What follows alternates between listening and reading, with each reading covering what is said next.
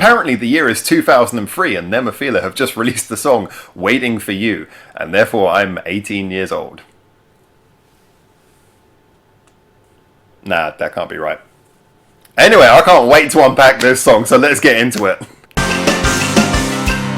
Hi there, welcome back to Japan and our continuing track-by-track listen-through and review to the new Seize the Fate album by NEMOPHILA. Lots of words, but hey, I've been really enjoying this. This album has been quite different from what I expected, and there's been a lot of good moments along the way. But when we're coming to this song, Waiting for You, this now is part of a run of about 4 songs where they really seem to be going back and grabbing something from different decades. Back Into the Wild was very 80s to me, Rock and Roll was very 70s to me, Style was very 90s to me, and Waiting for You is, boy oh boy, very early 2000s, early noughties, with a total pop punk vibe to it. And this is an era when I was growing up. I was in my teenage years, around about when I was leaving high school. This was the kind of music that was very, very big, sort of in those sort of last few years of school anyway. So this really is something that hits a bit of a button for me.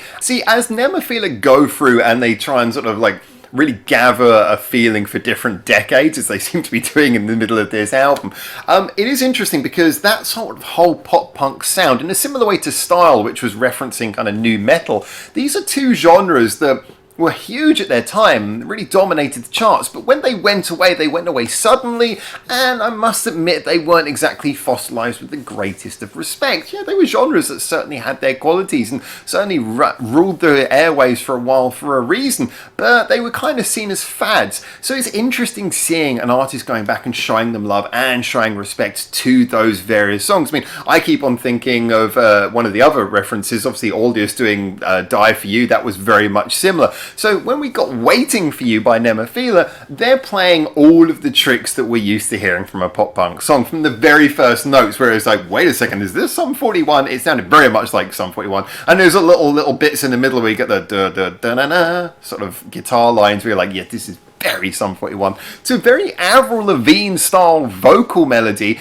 with a lot of the Avril Lavigne style callbacks, especially in the bridge where they start sort of spelling things out, cheerleader styles. Like, this is getting very Avril Lavigne. Must say it, admittedly, NEMOPHILA have a much better singer. So there were a lot of things going on here that were very reminiscent, and in a similar way to Rock and Roll it felt like they were kind of taking various tropes of the genre, putting them together to make something that was like a love letter to the genre. It was their way of doing a homage to it.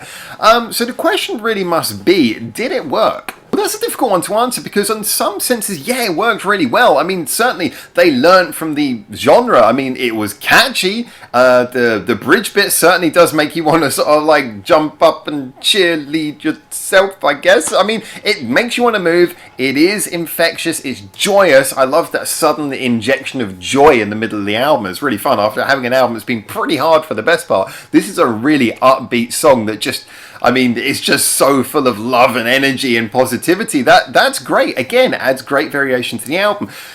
I guess the problem is that maybe this is what happens when you're too close to a genre. Because I said when I was reviewing Rock and Roll and indeed when I was reviewing the song before that, Back Into the Wild, that for me it was nice because it felt like a homage to a genre, an era that I kind of heard, and yet it was an era kind of before my time.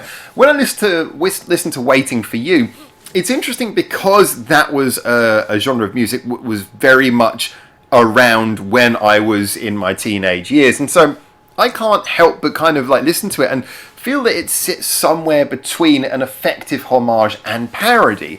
I mean, it's so close. It's so efficient at taking the various styles. Like, for example, when they have that cheerleader bit in the bridge, it feels almost a little bit like almost like a parody. It's very hard to know what to do with it. So I think it's going to hit different people different ways. And on first listen, it was a little bit strange for me to take in exactly what I felt, to take in what it was and decide how I felt about it. But I can't help but feel that the end result of this is actually going to be a very positive one. Now, let me explain why. See, the reason why I think this is going to have a good sort of long-term effect on anyone who is listening to NEMOPHILA or likes this type of music is because of the fact that it is, well, apart from the fact that it's just very good at being a homage to the genre is the fact that it is in the context that it is in. It is in this album of songs that as a general are more hard, a little bit more serious, a little bit more gritty. As a result, it just sort of pops up as a joyous reminder. It's there for what, 3 minutes and 43 seconds and it's gone. It's just a temporary revisit. It's like when you're listening to, well, no one listens to the radio anymore. Okay, when you're just listening to a bunch of songs or someone's playing like a mixed playlist in the car while you're driving, and just suddenly out of nowhere, like a Blink-182 or a Sum 41 song will come on. You'll be like, yeah, I remember, this is really good. This is fun. I enjoy this. I enjoy this feeling. But maybe you don't really want to sit down and listen to an entire pop punk playlist.